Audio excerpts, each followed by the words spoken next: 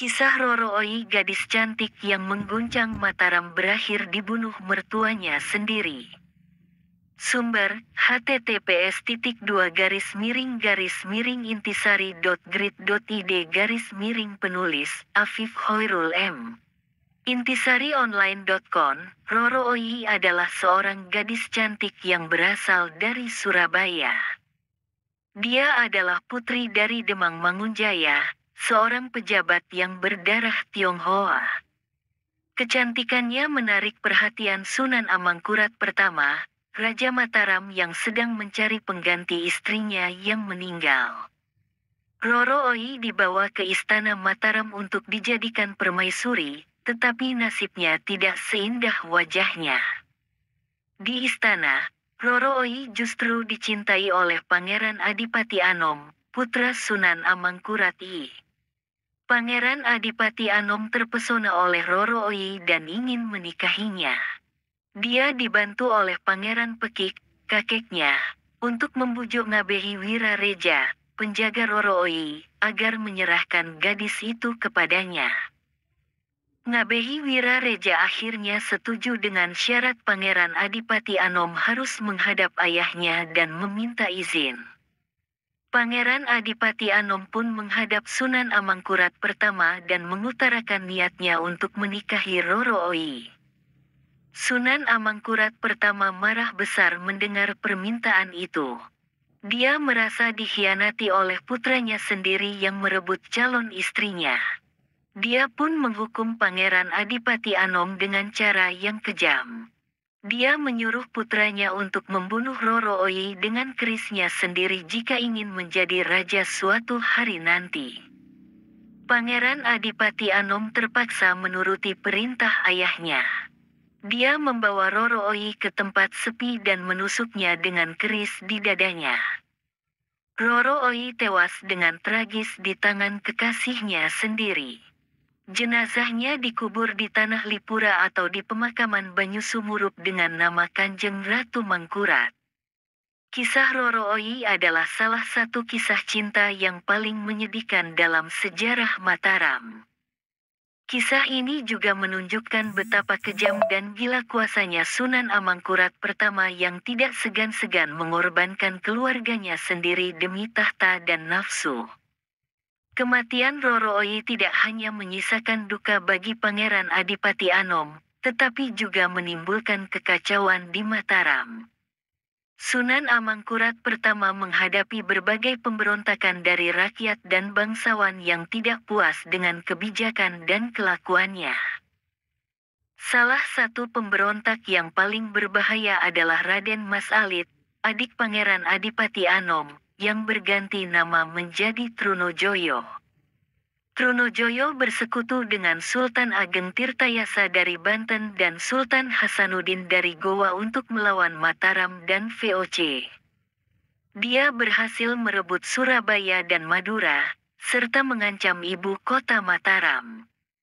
Sunan Amangkurat pertama terpaksa melarikan diri ke Tegal bersama keluarganya.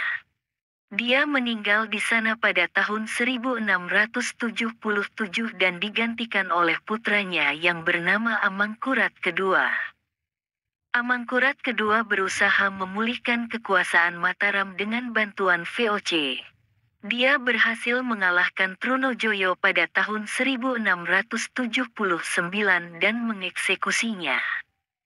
Namun, dia juga harus menghadapi pemberontakan dari adiknya sendiri, Pangeran Puger, yang mengklaim dirinya sebagai raja dengan gelar Sunan Kuning. Kisah Roro Oi, gadis cantik yang mengguncang Mataram berakhir dibunuh mertuanya sendiri. Sumber, https://intisari.grid.id/, penulis, Afif Hoirul M. Intisarionline.com. Roro Oi adalah seorang gadis cantik yang berasal dari Surabaya. Dia adalah putri dari Demang Mangunjaya, seorang pejabat yang berdarah Tionghoa. Kecantikannya menarik perhatian Sunan Amangkurat pertama, Raja Mataram yang sedang mencari pengganti istrinya yang meninggal. Roro Oi dibawa ke istana Mataram untuk dijadikan permaisuri, tetapi nasibnya tidak seindah wajahnya. Di istana, Roro Oi justru dicintai oleh Pangeran Adipati Anom, putra Sunan Amangkurat I. Pangeran Adipati Anom terpesona oleh Roro Oi dan ingin menikahinya. Dia dibantu oleh Pangeran Pekik, kakeknya, untuk membujuk Ngabehi Wirareja, penjaga Roro Oi, agar menyerahkan gadis itu kepadanya.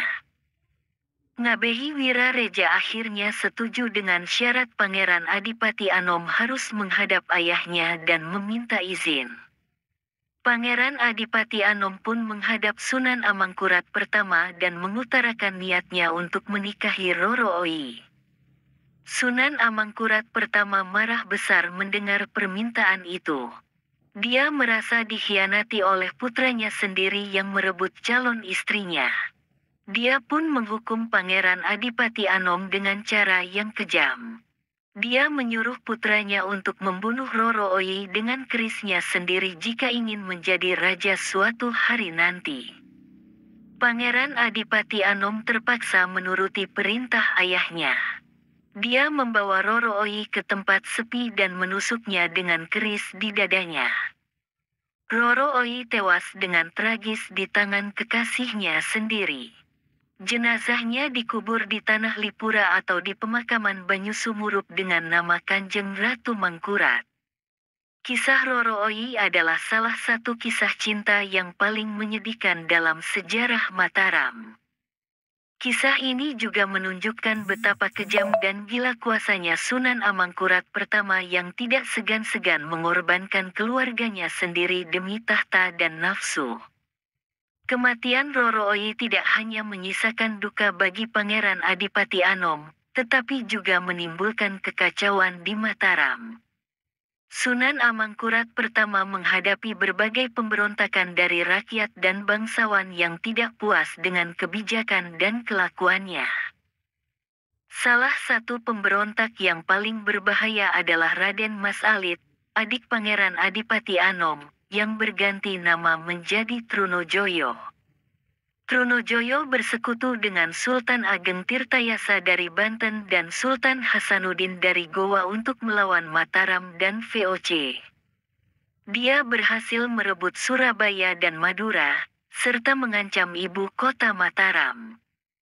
Sunan Amangkurat pertama terpaksa melarikan diri ke Tegal bersama keluarganya.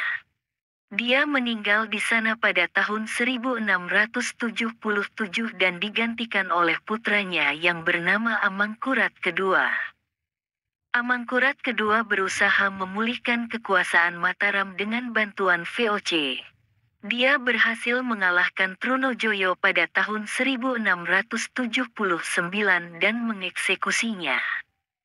Namun, dia juga harus menghadapi pemberontakan dari adiknya sendiri, Pangeran Puger, yang mengklaim dirinya sebagai raja dengan gelar Sunan Kuning.